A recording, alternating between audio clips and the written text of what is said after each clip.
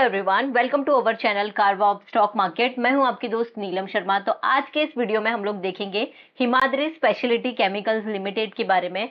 ये company engaged है carbon material manufacturing में और केमिकल्स बनाती है अलग अलग इंडस्ट्रीज के लिए। तो इस वीडियो में हम लोग इस कंपनी के बारे में फंडामेंटल्स में कवर करेंगे, financials, profit and loss statement, financial ratios देखेंगे, शेयर होल्डिंग पैटर्न में क्या चेंजेस है, Q1 FY26 का जो रिजल्ट्स आया था कंपनी ने कैसा परफॉर्मेंस दिया है, ये सारी चीजें हम लोग डिस्कस करेंगे। तो किसी भी स्टॉक के अंदर एंट्री लेने से पहले कंपनी का फाइनेंस देखना चाहिए, फाइनेंशियली क्या ये स्टेबल है, क्या ग्रोथ दे सकती है, रिटर्न्स अच्छे दे सकती है, क्या ये अपना बिजनेस अच्छे से चला रही है क्या नहीं।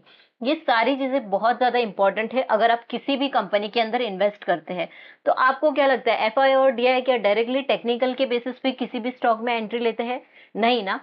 वो कंपनी का हमेशा बैलेंस शीट देखते हैं, कंपनी का बिजनेस समझते हैं, कंपनी कितने अच्छे से आगे ग्रो कर सकती है, सारा चीजें जानने के बाद ही वो कंपनी के अंदर इन्वेस्ट करते हैं, किसी भी कंपनी के अंदर इन्वेस्ट करते हैं।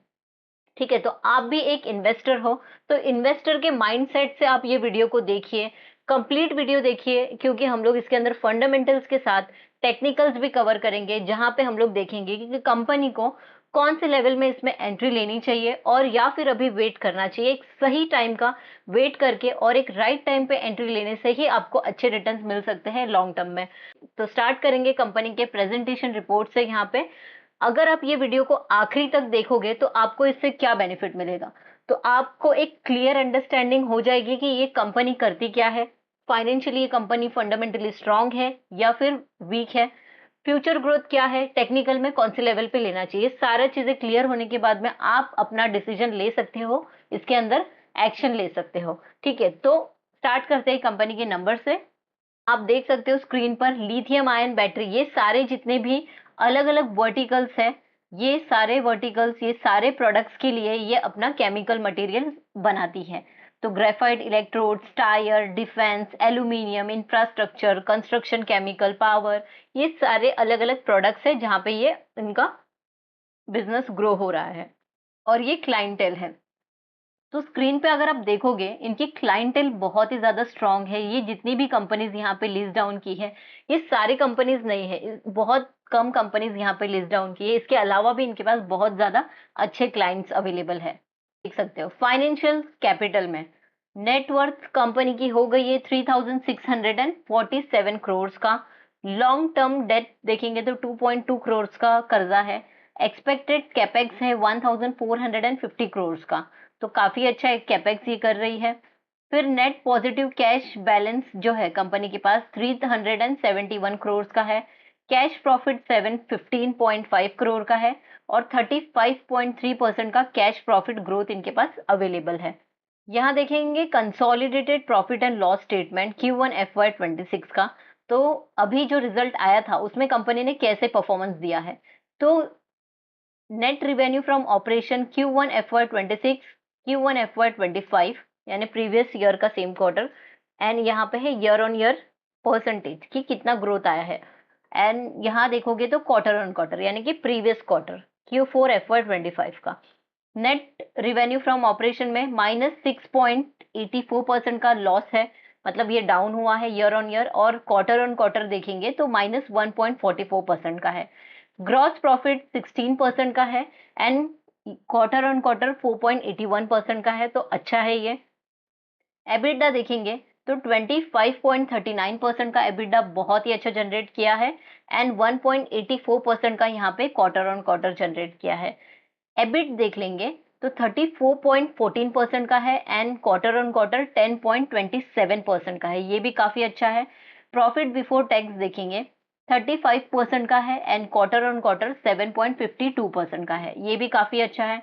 प्रॉफिट फॉर द पीरियड यानी कि कंपनी का नेट प्रॉफिट 46% से इंक्रीज हुआ है ईयर ऑन ईयर एंड 15.37% से इंक्रीज हुआ है क्वार्टर ऑन क्वार्टर, जो कि बहुत ही अच्छा परसेंटेज है। Total comprehensive income for the year है 46.22 और यहाँ पे क्वार्टर ऑन क्वार्टर 17.84 का है। तो कंपनी का जो प्रॉफिट एंड लॉस स्टेटमेंट यहाँ पे आया है Q1 FY26 का, ये बहुत ही शानदार है। यहाँ पे हम देखेंगे फाइनेंशियल परफॉर्मेंस 21 से लेके 25 तक का कैसा किया है। तो रिवेन्यू आप देखोगे 29% के CAGR से ये इंक्रीज हुआ है। बहुत ही शानदार कंपनी, बहुत ही अच्छे से ग्रो कर रही है रेवेन्यू में। एबिटा देख लेंगे, जो भी अमाउंट है क्रोर्स में है, 60% के एबिटा से ये इंक्रीज हो रहा है। लास्ट 5 इयर्स का आप देखोगे परफॉर्मेंस तो प्रॉफिट आफ्टर टैक्स 86% के CAGR से ये इंक्रीज हुआ है लास्ट 5 इयर्स का। तो आप देख ही सकते हो ये ग्रोथ ओरिएंटेड कंपनी है और ऐसे ही कंपनीज को हमारे पोर्टफोलियो में रखना चाहिए। जब भी इस कंपनी में अच्छा करेक्शन आता है तो आपको ये अपने पोर्टफोलियो में जरूर ऐड करना चाहिए। लेकिन मैं डिस्क्लेमर देना चाहूंगी, ये वीडियो सिर्फ और सिर्फ एजुकेशनल पर्पस के लिए है। आप पहले कंपनी को समझिए, फाइनेंशियल्स देखिए। अगर आपको लगता है कि कंपनी अच्छी है, फाइनेंशियली ग्रो कर सकती है, तो ही इसमें इन्वेस्ट कीजिएगा। अगर आप ये वीडियो एंड तक देखते हो तो आप खुद से डिसीजन ले लोगे कि आपको इस कंपनी में क्या करना चाहिए। तो नोटबुक और पेन ले लीजिए और आपको कौन कौन से पॉइंट्स अच्छे लगते हैं वो नोट डाउन कीजिए, एंड फिर एंड में आपको खुद ही समझ में आ जाएगा कि आपको इसमें अभी वेट करना चाहिए या फिर ऐड करना चाहिए। नेक्स्ट देखेंगे सेल्स। यहाँ पे तो सेल्स वॉल्यूम भी आप देखोगे तो 13% से इंक्रीज हुआ है लास्ट 5 इयर्स में। ROCE हमेशा इंक्रीज होना चाहिए। तो देखो आप ये कैसे इंक्रीज हो रहा है, ये भी बहुत अच्छे से इंक्रीज हुआ है। कैश रिच कंपनी है ये। तो पहले ये नेगेटिव में था, पहले 3 साल आप देखोगे तो माइनस में था, लेकिन अभी कंपनी के पास कैश भी अच्छे से इंक्रीज होते जा रहा है। ये कंपनी एंट्री ले रही है लिथियम आयन बैटरी कंपोनेंट्स में। जो फ्यूचर का पाइपलाइन है ना, ये रेडी कर रही है, क्योंकि लिथियम आयन बैटरीज ये बहुत ज्यादा यूज होने वाले हैं ईवी के अंदर। इसकी वजह से ये कंपनी इसके अंदर एंट्री ले रही है, और सो दैट ये कंपनी को आगे चल के बहुत ज्यादा बेनिफिट मिले और उनके इन्वेस्टर्स को भी बहुत ज्यादा बेनिफिट मिले। स्पेशलिटी कार्बन ब्लैक के अंदर ये कंपनी ने कैपेक्स किया है। तो ये यहाँ पे आप देखोगे तो capex to more than double speciality carbon black capacity यहाँ पे इंक्रीज किया। मतलब जो भी इसका कैपेसिटी था उसको डबल कर दिया है, क्योंकि कंपनी के पास ज्यादा सेल्स आ रहे हैं तो मैन्युफैक्चरिंग भी उतनी ही स्पीड में होनी चाहिए, तभी जाके कंपनी ज्यादा प्रॉफिट बना सकती है।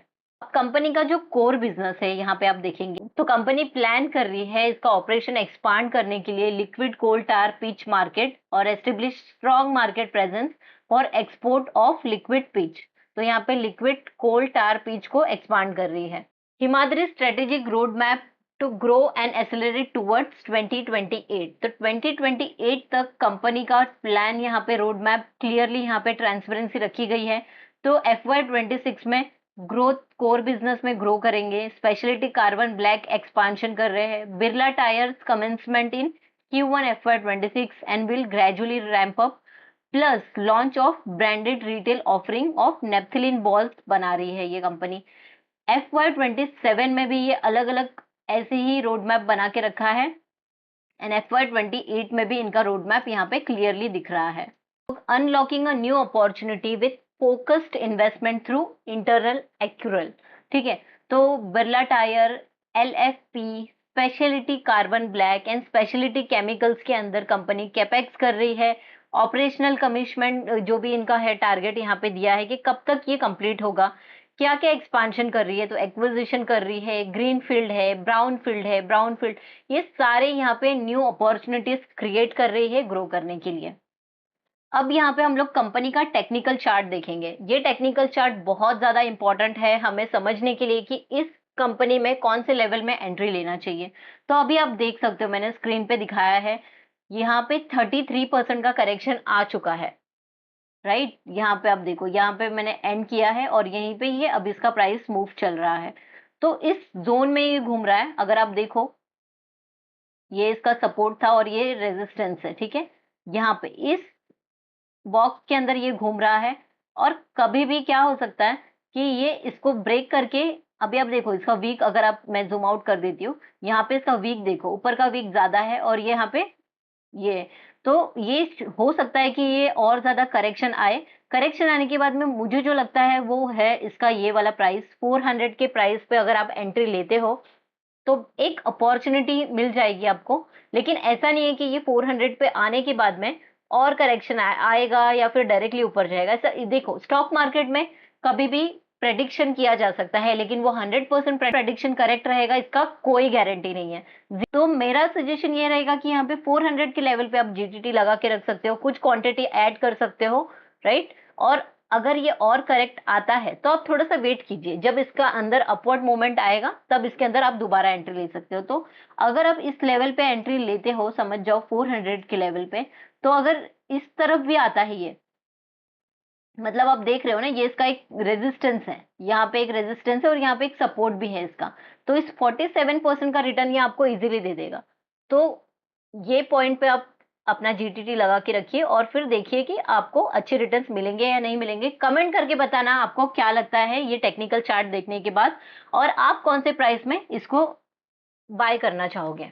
अभी हम लोग कंपनी का फाइनेंशियल्स देखेंगे एंड प्रमोटर होल्डिंग्स क्या है, शेयर होल्डिंग में क्या चेंजेस है, ये सारी चीजें डिस्कस करते हैं। 32,460 करोड़ का इसका मार्केट कैप है, बहुत ही शानदार कंपनी है। इंडस्ट्री पी 35 है और स्टॉक का पी 36, तो बहुत ही अच्छे प्राइस पे अभी मिल रहा है इंडस्ट्री के प्राइस पे। आरओसी बहुत अच्छा है 22 का और आरओई 16% का है, ये भी काफी अच्छा है। बुक वैल्यू 75 है, price to book value 6, debt to equity company के पास कोई ज्यादा कर्जा नहीं है। करंट रेशियो 3.55 का है, क्विक रेशियो 2.58 का है, तो ये भी काफी अच्छा है। एबिटा 22.7 का है, यहाँ पे ईपीएस 12 का है, फेस वैल्यू 1 है, तो कोई भी स्प्लिट इसमें नहीं होने वाला है। तो फाइनेंशियल रेशियोज तो कंपनी के अच्छे हैं। पीयर कंपैरिजन में अगर हम देखेंगे तो हिमाद्री स्पेशलिटी एंड पीसीबीएल, ये दो ही कंपनी है ये सेक्टर के अंदर, केमिकल एंड पेट्रोकेमिकल के अंदर, कार्बन ब्लैक के अंदर, राइट। तो पहले नंबर पे आता हिमाद्री स्पेशलिटी केमिकल जिसका आरओसीई ज्यादा है, और सेकेंड नंबर पे है पीसीबीएल केमिकल। तो अगर आपको ये कंपनी के ऊपर भी डिटेल एनालिसिस चाहिए तो कमेंट करके जरूर बताइएगा।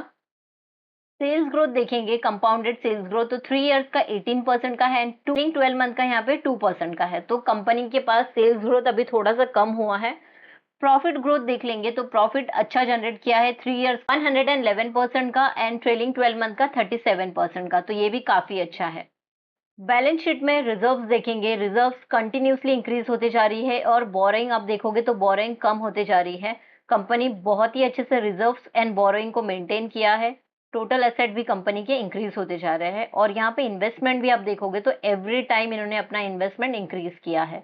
तो बैलेंस शीट भी कंपनी की काफी स्ट्रांग है। शेयर होल्डिंग पैटर्न देखेंगे तो प्रमोटर का जो होल्डिंग है 51.60 का है और पहले 51.61 का था। प्रमोटर ने यहाँ पे आप देखो दिसंबर 2024 में 51.56 का था, फिर ऐड किया है इन्होंने, फिर अभी वापस से 0.01% यहाँ पे सेल किया है। एफआई ने देखेंगे तो एफआई ने यहाँ पे प्रॉफिट बुकिंग की है, और यहाँ पे कंसिस्टेंस नहीं है, मतलब एफआई क्या कर रही है कि पहले आ रही है फिर प्रॉफिट बुक कर रही है, फिर से एंट्री ले रही है फिर प्रॉफिट बुक कर रही है। तो आप देखोगे यहाँ पे ज्यादा था फिर कम हो गया, फिर ये ज्यादा हुआ फिर कम हो गया, राइट।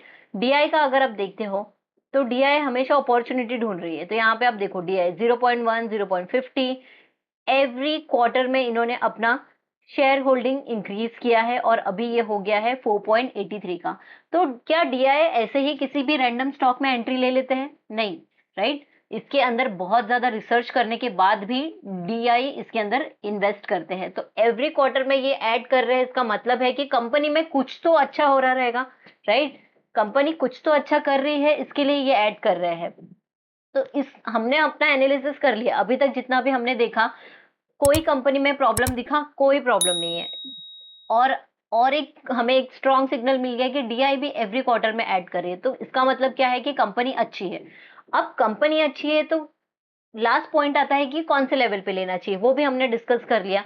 तो ये सारा कंक्लूजन मिलने के बाद में हमें समझ में आता है कि कंपनी फंडामेंटली स्ट्रांग है, और इसको जो हमने लेवल देखा है इस लेवल पे अगर आप आता है तो नीडर होके इसमें एंट्री ले सकते हैं, क्योंकि ये आपको अच्छे रिटर्न्स बना के देगी। कब बना के देगी, 1 महीने में, 2 महीने में, 6 महीने में, ये कोई नहीं बताएगा, राइट। आपको सिर्फ इन्वेस्टर, आप एक इन्वेस्टर पॉइंट ऑफ व्यू से सोचिए, आप किसी बिजनेस को चला रहे हो तो आपको पता रहता है कि ये इसमें काम चल रहा है तो इसको इतने टाइम के बाद में आपको रिटर्न मिल जाएंगे। तो वैसे ही इसके अंदर आपने इन्वेस्ट किया है तो जरूरी नहीं है कि 6 महीने में आपको तुरंत प्रॉफिट मिल जाएगा, या तुरंत भी मिल सकता है, 1 महीने में भी मिल सकता है, या फिर 1.5 महीने में भी मिल सकता है, 1 वीक में मिल सकता है, राइट। तो कंपनी अच्छी है ये आपके माइंड में क्लियर रहना चाहिए, और कौन से लेवल पे एंट्री ले रहे हो वो माइंड में आपके क्लियर रहना चाहिए, ये दो चीज रहेगा। और थर्ड पॉइंट है पेशेंस। पेशेंस रख लिया, अगर ये 3 चीज आपने डिसाइड कर ली, कौन से लेवल पे एंट्री लेना है, फंडामेंटली स्ट्रांग कंपनी में एंट्री लेना है और बिजनेस ग्रोथ इसका अच्छा हो रहा है और पेशेंस है आपके पास, तो डेफिनेटली आप अच्छा वेल्थ क्रिएट कर सकते हो। अब कमेंट करके बताइए ये वीडियो इन्फॉर्मेटिव लगा है तो वीडियो को लाइक कीजिए, कमेंट में एक थैंक यू लिख दीजिएगा जिससे मुझे समझ में आएगा कि आपको ये वीडियो अच्छा लगा है, ये इन्फॉर्मेशन आपको सही लगी है। चैनल को सब्सक्राइब नहीं किया है तो सब्सक्राइब कर लीजिए, अपने दोस्तों से ये वीडियो शेयर कीजिए सो दैट उनको भी बेनिफिट मिले इससे। बेल आइकन पे जरूर क्लिक कीजिएगा सो दैट आने वाले हर एक वीडियो की नोटिफिकेशंस आपको टाइम टू टाइम मिलते रहे। Thank you for watching this video. मिलते हैं अगले वीडियो में, तब तक के लिए हैप्पी इन्वेस्टिंग।